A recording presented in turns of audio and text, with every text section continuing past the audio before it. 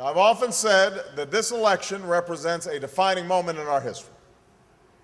On major issues like war in Iraq or warming of our planet, the decisions we make in November and over the next few years will shape a generation, if not a century.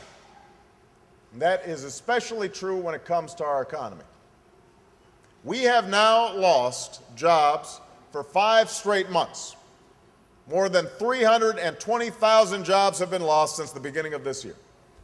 Last month, we saw the biggest rise in the unemployment rate in more than 20 years. The percentage of homes in foreclosure and late mortgage payments is the highest since the Great Depression.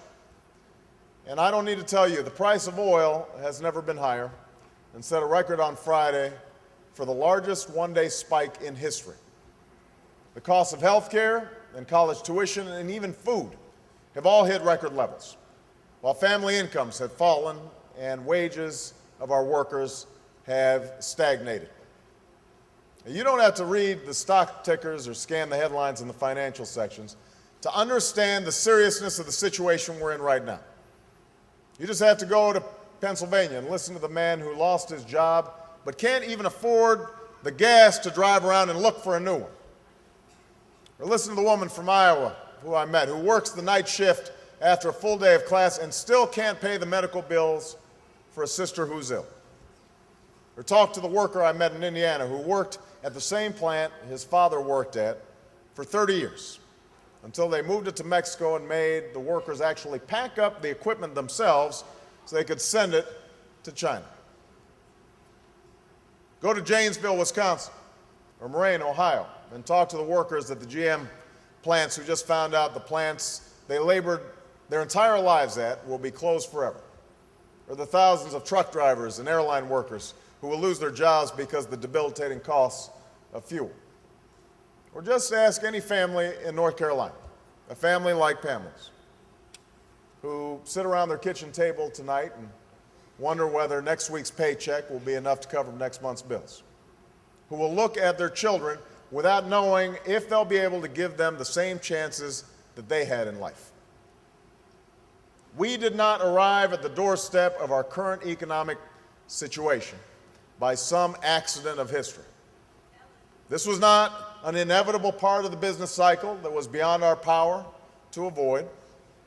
It was the logical conclusion of a tired and misguided philosophy that has dominated Washington for far too long.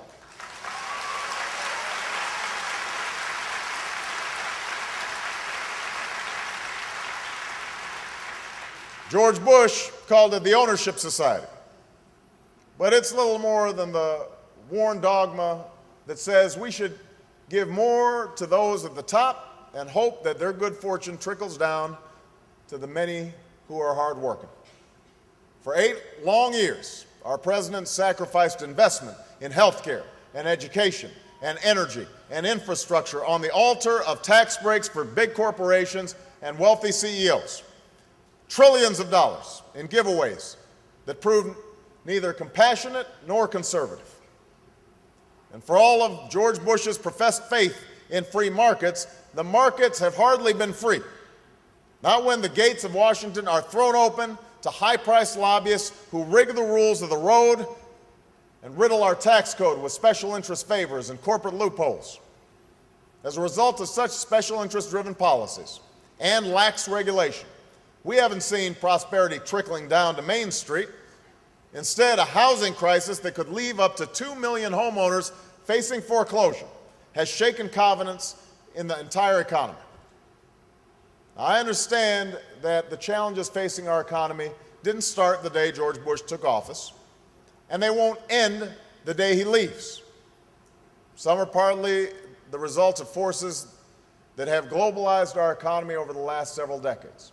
Revolutions in communications and technology have sent jobs wherever there's an internet connection, that have forced children in Raleigh and Boston to compete for those jobs with children in Bangalore and Beijing. We live in a more competitive world, and that is a fact that cannot be reversed.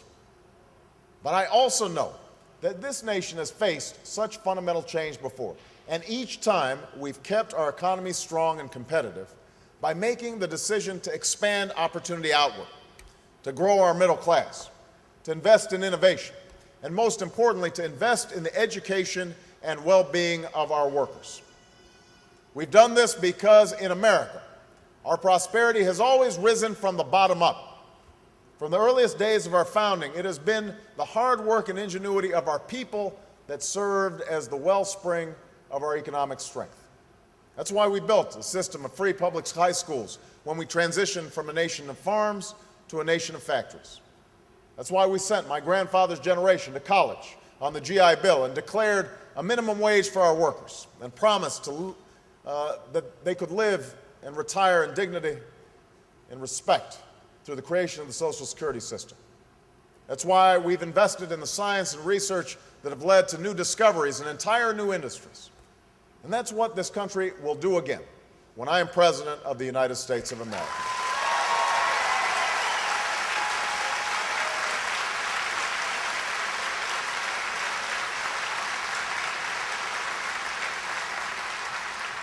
We are here in North Carolina to kick off this general election campaign by traveling across the country for the next few weeks to talk about what specifically we need to do to build a 21st century economy that works for working Americans, that will work for Pamela and all the hard-working men and women out there who simply want to make sure that their children and their grandchildren have that same opportunity to live out the American dream. I'll speak with economic experts and advisors at the end of the tour. But first, I want to speak with you and hear about your thoughts and struggles in the places where you live and where you work. And at each step, I will take the opportunity to lay out the very real and very serious differences on the economy between myself and Senator John McCain. As I've said before, John McCain is an American hero whose military service we honor. He can also legitimately tout moments of independence from his party. And on some issues, such as earmarks reform and climate change, he and I share goals, even if we may differ on how to get there. But when it comes to the economy, John McCain and I have a fundamentally different vision of where to take the country. Because for all of his talk about independence, the centerpiece of John McCain's economic plan amounts to a full-throated endorsement of George Bush's policies.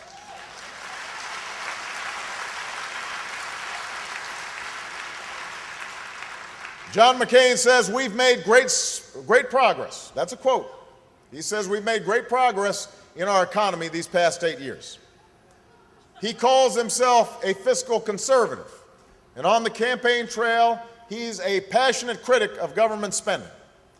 And yet, he has no problem spending hundreds of billions of dollars on tax breaks for big corporations and a permanent occupation of Iraq, policies that have left our children with a mountain of debt.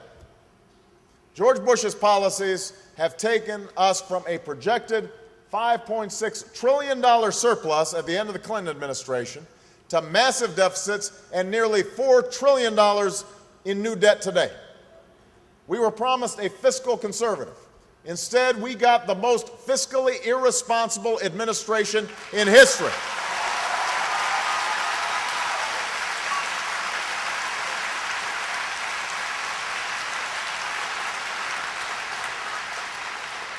And now John McCain wants to give us another.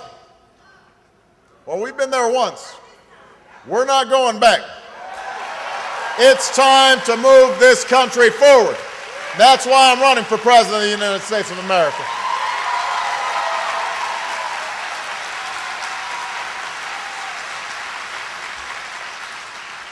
I have a different vision for the future. Instead of spending $12 billion a month to rebuild Iraq, I think it's time we invested in our roads and schools and bridges and started to rebuild America. Instead of handing out giveaways to corporations that don't need them and didn't even ask for them, it's time we start giving a hand up to families that are trying to pay their medical bills and send their children to college. We can't afford 4 more years of skewed priorities that give us nothing but record debt. We need change that works for the American people, and that is the choice in this election. My vision involves both a short-term plan to help working families who are struggling to keep up right now, and a long-term agenda to make America competitive in a global economy. A week from today, I'll be talking about this long-term agenda in more detail. It's an agenda that will require us first and foremost to train and educate our workforce with the skills necessary to compete in a knowledge-based economy. We'll also need to place a greater emphasis on areas like science and technology that will define the workforce of the 21st century. We'll need to invest in the research and innovation necessary to create jobs and industries of the future right here in North Carolina, right here in the United States of America. And one place where that investment would make an enormous difference is in a renewable energy policy that ends our addiction on foreign oil, provides real long-term relief from high gas prices and high fuel costs, and builds a green economy that could create up to 5 million well-paying jobs that can't be outsourced.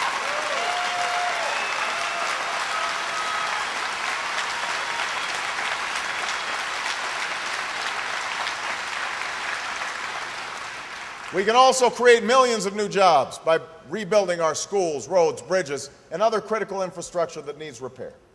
And because we know that we can't or shouldn't put up walls around our economy, a long-term agenda will also find a way to make trade work for American workers. We do the cause of free trade, a cause I believe in, no good when we pass trade agreements that hand out favors to special interests and do little to help workers who have to watch their factories close down. There is nothing protectionist about demanding that trade spreads the benefits of globalization as broadly as possible. That's what we need to do in the long term. But today I want to focus on what we must do in the short term right now to lift up our workers, ease the struggles that so many families are facing, and restore a sense of fairness and balance to our economy. Such relief can't wait until the next president takes office. In January, well before the administration seemed to discover ordinary Americans were struggling, I called for a fiscal stimulus plan to get checks into the hands of hardworking families and seniors right away. Congress passed such a plan, and the first checks are now arriving. But since then, hundreds of thousands of more people have lost their jobs. And so we have to do more. And that's why I've called for another round of fiscal stimulus, an immediate $50 billion to help those who've been hit hardest by this economic downturn. Americans who have lost their jobs, their homes, are facing rising costs in everything from food to a gallon of gas. We've got to give them some relief right now. We need a second round of rebate checks to help people with their soaring gas and grocery bills. We need to expand unemployment benefits and extend them for those who can't find another job right away, especially since the long-term unemployment rate is nearly twice as high as it was during the last recession. And we must help the millions of homeowners who are facing foreclosure through no fault of their own. As late as December, John McCain told a newspaper in New Hampshire that he'd love to offer a solution to the housing crisis, but he just didn't have one. It took him 3 different tries to figure it out. And in the end, his plan does nothing to help 1.5 million homeowners who are facing foreclosure, even as he supported spending billions to bail out Wall Street. President Bush told the American people he thought the biggest danger arising from this housing crisis was the temptation to do something about it. This is what he said. Now, Senator McCain wants to turn Bush's policy of too little too late into a policy of even less, even later. That's not the change we need right now. That's what got us into this mess in the first place.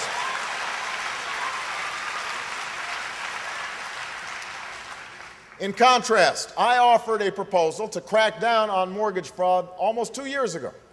And in this campaign, I've called for the immediate creation of a $10 billion foreclosure prevention fund to provide direct relief to victims of the housing crisis. We will also We will also help those who are facing foreclosure to refinance their mortgages so they can stay in their homes at rates they can afford. I will provide struggling homeowners relief by offering a tax credit to low and middle income Americans that would cover 10% of their mortgage interest payments every year. The principle is simple. If the government can bail out investment banks on Wall Street, we can extend a hand to folks who are struggling here on Main Street.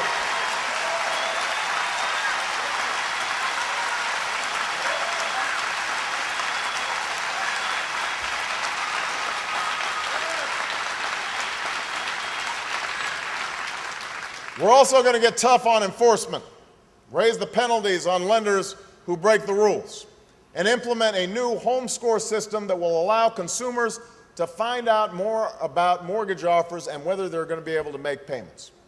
This kind of transparency won't just make our homeowners more secure, it will make our markets more stable and keep our economy strong and competitive in the future. That's the change Americans need, and that's what I will do as President of the United States.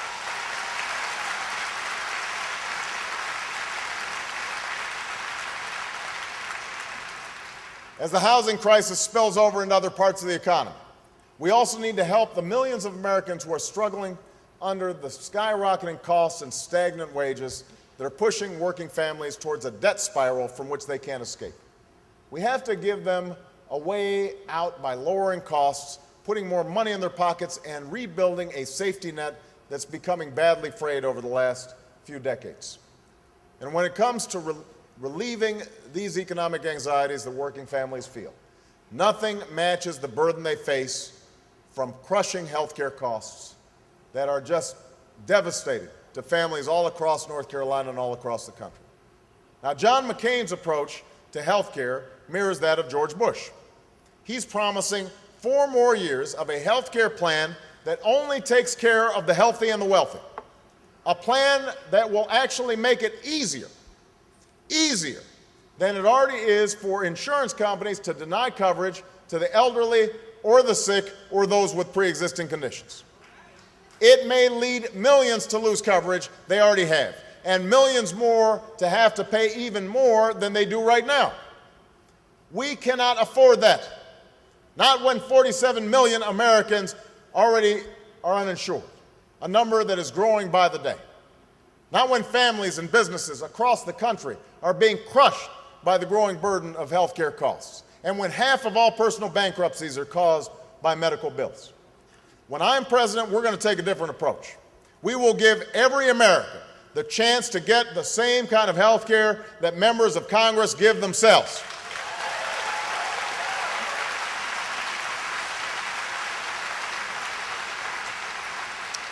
And if you already have health insurance and you want to keep that health insurance, we will bring down premiums by $2,500 for the typical family, and we will prevent insurance companies from discriminating against those who need care the most. No more exclusions for pre-existing conditions. No more price gouging on prescription drugs. And we won't just lower the cost for families, we will lower costs for the entire country by making our healthcare system more efficient through better technology and more emphasis on prevention. That's the choice in this election, and that's the change that I will bring as President of the United States of America in my first term.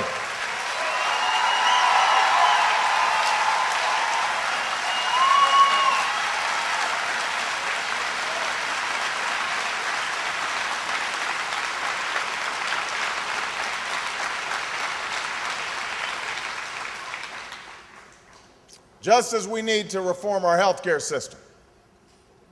By the way, I'm going to be partnering up with Elizabeth Edwards. We're going to be figuring all this out.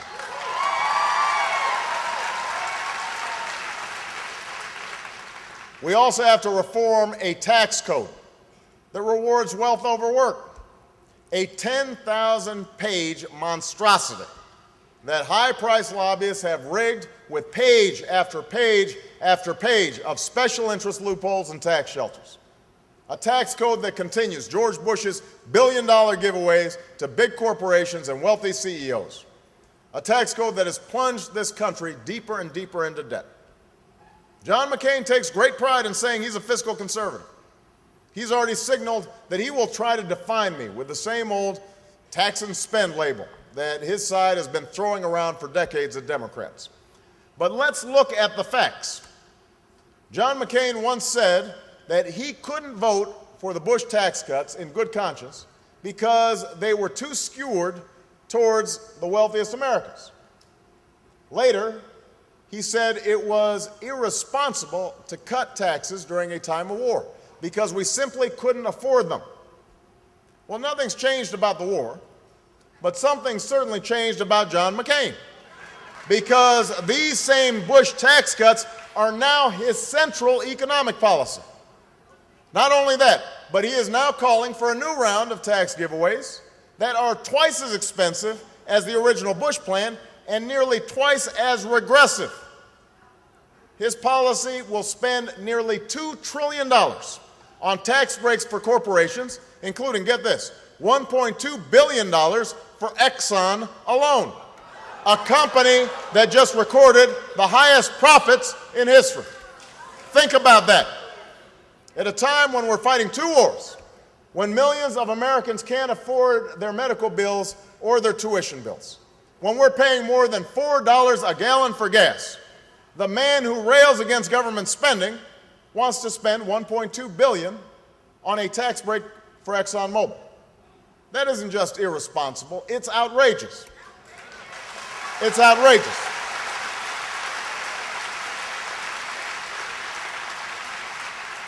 If John McCain's policies were implemented, they would add $5.7 trillion to the national debt over the next decade. That isn't fiscal conservatism. That's what George Bush has done over the last 8 years. Not only can working families not afford it, future generations can't afford it. And we can't allow it to happen in this election. So I will take a different approach. I will reform our tax code so that it's simple, fair, and advances opportunity, instead of distorting the market by advancing the agenda of some lobbyist or oil company. I'll shut down the corporate loopholes and tax havens, and I'll use the money to help pay for a middle-class tax cut that will provide $1,000 of relief. $1,000 of relief to 95% of workers and their families. I'll make oil companies like Exxon pay a tax on their windfall profits, and we'll use the money to help families pay for their skyrocketing energy costs and other bills.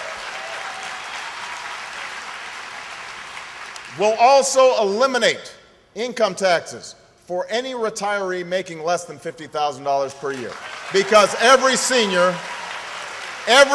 deserves to live out their life in dignity and respect. And while John McCain wants to pick up where George Bush left off by trying again to privatize Social Security, I will never waver in my commitment to protect that basic promise as president.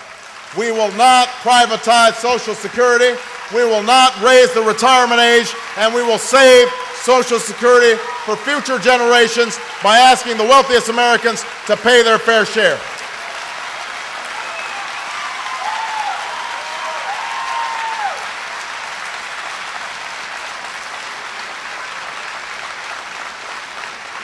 Now, contrary to what John McCain may say, you'll hear they'll be saying all kinds of stuff on the cable shows. Every single proposal that I've made in this campaign is paid for because I believe in pay as you go. I don't believe in running up debt for the next generation. Senator McCain is right that there's waste in government, and I intend to root it out as president. But John McCain's suggestion that the earmark reforms that we're both interested in implementing will somehow make up for his enormous tax giveaway to corporations indicates that John McCain was right when he said that he doesn't understand the economy as well as he should. Either that or he's hoping that you just won't notice. Whatever it is, it's not the kind of change we need in Washington right now.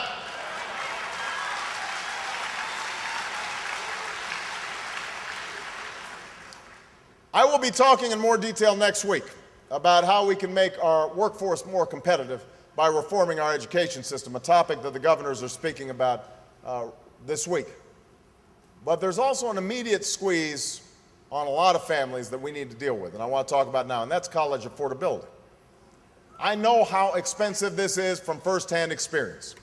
At the beginning of our marriage, Michelle and I were spending so much on our income just to pay off our student loans. We lost track of how much it was costing us. And that was decades ago. The cost of a college education has exploded since then, pricing hundreds of thousands of young Americans out of their dream every single year, or forcing them to begin their careers with unconscionable debt. So I'll offer this promise to every student as president. Your country will offer you a $4,000 a year tuition credit if you offer your country community or national service when you graduate. If you invest in America, America will invest in you.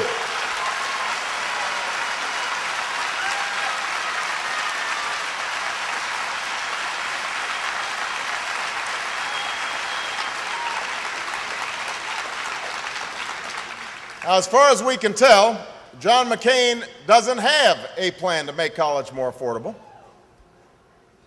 And that means he isn't listening to the struggles facing a new generation of Americans. That's part of what this election is about. Finally, we need to help those Americans who find themselves in a debt spiral that is out of control. Since so many who are struggling to keep up with their mortgages are now shifting their debt to credit cards, we have to make sure that credit cards don't become the next stage in the housing crisis. To make sure that Americans know what they're signing up for, I'll institute a 5-star rating system to inform consumers about the level of risk involved in every credit card. And we'll establish a credit card bill of rights that will ban unilateral charges to credit card agreements, ban rate hikes on debt you've already had, and ban interest charges on late fees. Americans need to pay what they owe, but they should pay what's fair, not just what fattens profits for some credit card company and what they think they can get away with.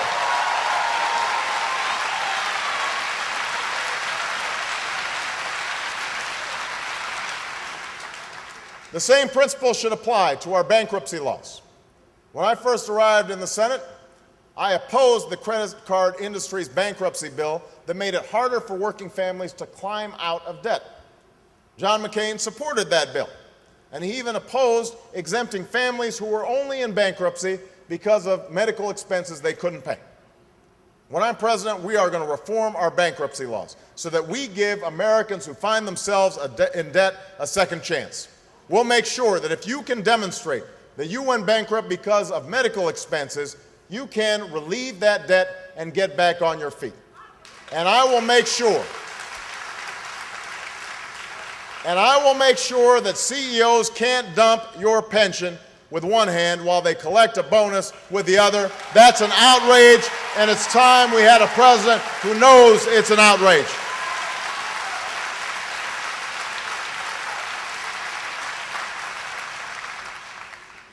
This is the choice you'll face in November. You can vote for John McCain and see a continuation of Bush economic policies, more tax cuts to the wealthy, more corporate tax breaks going to companies that are shipping jobs overseas, more mountains of debt, and little to no relief for families that are struggling with the rising costs of everything from health care to gasoline to a college education. But I don't think that's the future we want. The Americans I've met over the last 16 months in town hall and living rooms, on farms and front porches, they may come from different places and have different backgrounds, but they hold common hopes and dreams, the same simple dreams. They know government can't solve all their problems, and they don't expect it to. They believe in personal responsibility, as Pamela was saying, and hard work. They believe in self-reliance. They don't like seeing their tax dollars wasted. You don't like seeing your tax dollars wasted. But we also believe that in an America where unrivaled prosperity brings boundless opportunity. We believe in a place where jobs are there for the willing, where hard work is rewarded with a decent living, where no matter how much you start with or where you come from or who your parents are or what you look like, you can make it if you try. That's what we believe in.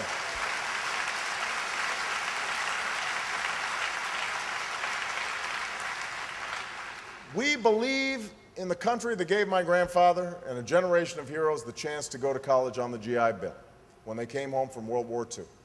A GI Bill that helped create the largest middle class in history. We believe in the country that made it possible for my mother, a single parent who didn't have much, to send my sister and me to the best schools in the country with the help of scholarships. We believe in the country that allowed my father-in-law, a city worker at a water filtration plant on the south side of Chicago, to provide for his wife and 2 children on a single salary. He was diagnosed with multiple sclerosis at the age of 30, had to use a walker most of his life, but that didn't stop him from going to work every day, often had to leave an hour earlier than other workers because it took him that long to get to a job, so that he could send my wife and her brother to one of the best colleges in the nation. His job didn't just give him a paycheck, it gave him a sense of dignity, a sense of self-worth. His country didn't just reward wealth, but the work and the workers who created it. And that is the America we believe in.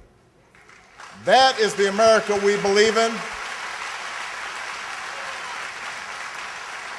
That's the America we believe in, North Carolina, and that is the choice we face right now. A choice between more of the same policies that have widened inequality, added to our debt, and shaken the foundation of our economy, or change that will restore balance to our economy, that will invest in the ingenuity and innovation of our people, that will fuel a bottom-up prosperity that will keep America strong and competitive in the 21st century. This is not an argument between left or right, liberal or conservative. It's not liberal or conservative to say that we have tried it their way for 8 long years, and it has failed. It is time to try something new.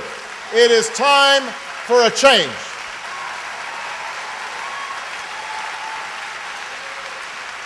The challenges we face are great, and we may not meet all of them in one term or with one president. But history tells us we have met greater challenges before. And the seriousness of this moment tells us we can't afford not to try.